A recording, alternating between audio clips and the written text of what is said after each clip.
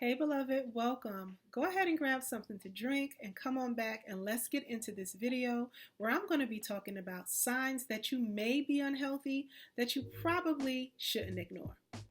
I'm so happy that you're here. I'm Asiyah, a feminine wellness coach and mindset strategist and retired nurse who helps women just like you level up in wellness through mind-body connection, healing rituals, and sustainable self-care. Today, I'd like to talk about some common signs that may be affecting your health that you've probably ignored. As women, we wear all the hats, we do all the things, and we are sometimes everything to everyone else. And as a result of that, we often overlook some of the issues that are going on with us that may be ongoing because we don't have just the mental bandwidth or the energy to pour into ourselves the way that we pour into others. So I'm going to share with you 9 different things that may tell you you're not as healthy as you think you are, and then we're going to get into how you can address each of those things after you've had the opportunity to assess them. So I'm going to go ahead and begin with poor sleep.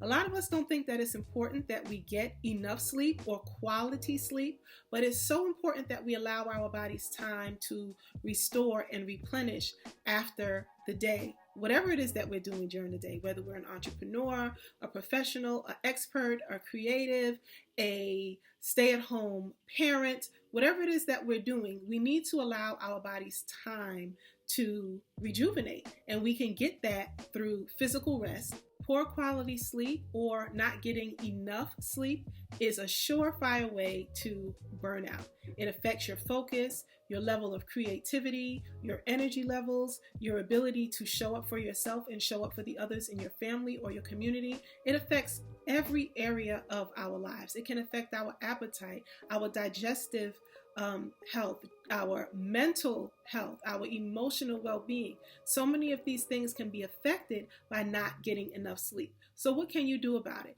One thing that I always suggest to my clients that I work with one-on-one is that they set a sleep schedule. So if you know that you want to go to bed by 10 o'clock, set an alarm for 9:30. At 9:30, take your shower, do your bedtime yoga, have your cup of tea, do your journaling, whatever it is that you need to do to settle in to a peaceful and gentle mode so that when you do lay your head on your pillow, you can actually fall asleep.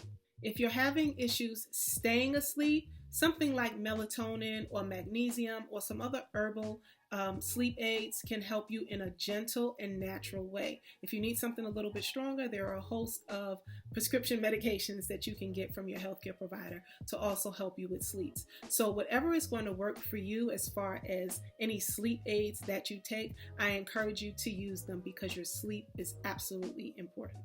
The next thing I want you to consider is fatigue or chronic fatigue, to be more specific.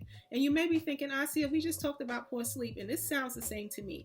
Well, fatigue can be a symptom of poor sleep, but there are several other things that can lead to fatigue or being in a chronic state of fatigue where you just feel like you don't have the energy or the stamina to make it through your day-to-day. One of those things that's really common for us as women is hormonal imbalances. If you are premenopausal, perimenopausal, if it is that time of the month for you and you are menstruating, if you are dealing with reproductive health issues such as PCOS or endometriosis or any of the things that affect our hormonal balance, fatigue is something that's very common.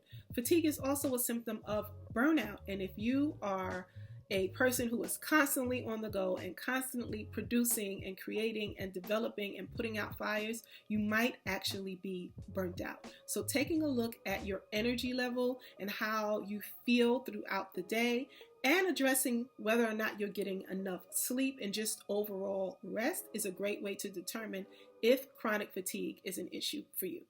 Third thing I'm going to address is discolored urine. Urine should be light amber, which we consider to be light yellow, or even almost clear, and it should not have a very strong odor. If you are dealing with those things, one thing that I want you to consider is, am I hydrated? Am I drinking enough? A lot of times we're not drinking enough, and just increasing our fluid intake throughout the day can help to mitigate any of the urinary health issues that we are having. Next, let's talk about snoring. And while it is a very common issue, it is not a normal physiological function. With snoring, there could be a host of reasons why you are snoring that may signal there is something going on that is affecting your health. Respiratory health issues, blockages in the nasal passages, sleep apnea. There are several things that could be affecting your health, and snoring can also lead to poor sleep and chronic fatigue. So it's definitely something that you should address if it is an issue for you. Let's get into anxiety, and this is a big one. Mental health is not something that has been a common conversation within the Black family unit, and our levels of anxiety around just living life in general and showing up in the world as a melanated person is something that we can no longer sweep under the rug.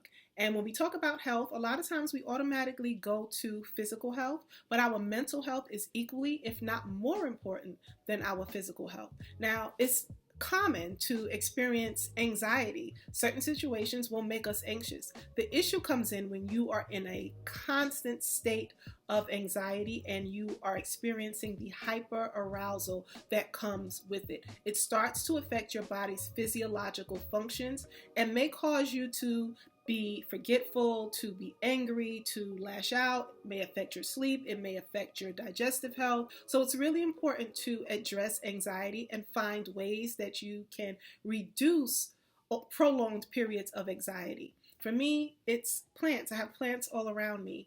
I keep my house full of plants. I try to keep a peaceful environment at home. I remove people from my circle who no longer feed my soul and fill my cup. I do a lot of things: coloring, journaling, meditation, listening to uplifting podcasts, listening to music, dancing, even though I can't dance. Up next is constipation, and this is something that a lot of us deal with. Constipation can be a result of stress. It can be a result of some sort of physical malfunction, some sort of physiological imbalance or issue that's going on in the body. It could also be a result of our diet. Either way, constipation is not healthy. It affects our health, and if you are struggling with constipation, it's something that you need to address very, very quickly. I won't say immediately, but something that you should begin thinking about. Increasing your water intake, eating leafy green vegetables. The water is going to help to make sure that the mucosal membrane in our digestive tract is hydrated and doing what it's supposed to do to allow the waste to slide through. And the leafy green vegetables and foods that contain high fiber are going to help to push those foods down the digestive tract and get your body to rid them on a regular basis. Are you constantly getting colds, upper respiratory infections, bronchitis, and all other types of infections in your body, and you just can't figure out what's going on? Well, again, that is a sign that your health is impacted. There are so many things that affect our immune system, and it's important to address what those things are and then work to improve it. So moving your body, taking supplements, immune boosting or immune enhancing supplements, echinacea, zinc, magnesium, vitamin C, all of those things are natural supplements. Dry, cracked lips. Now, you might be thinking, Asiyah, that's not even really a big deal. Actually, it's important. It's something that I feel I need to address, because dry, cracked lips is not only because you spent too much time in the sun or because it's a harsh winter. A lot of times it signals that you are dehydrated. And I've mentioned dehydration in this video a couple of times because the amount of fluid that we need to stay hydrated is a lot. So you want to stay hydrated, and that can help to reduce the amount of cracking that you have in your lips. All right, and the last one I'm going to address today is skin breakouts or blemishes. But ongoing skin issues, blemishes, blotchiness, rashes, bumps, and things of that nature could be a sign that there is something going on that is impacting your health, particularly underlying health issues. It also could be sensitivities to foods that you're eating, detergents, materials, even people, right? Certain scents. There are so many things that can affect our skin. And the skin is important because it is our first line of defense. Our skin protects everything on the inside is protected by our skin.